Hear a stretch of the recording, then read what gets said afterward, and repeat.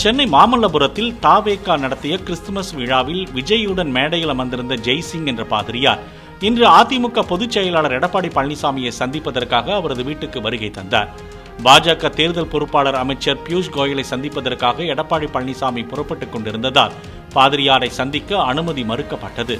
இபிஎஸ்ஐ கட்சி அலுவலகத்துக்கு சென்று சந்திக்குமாறு அங்கிருந்தவர்கள் கூறியதை அடுத்து ஜெய்சிங் புறப்பட்டு சென்றார்.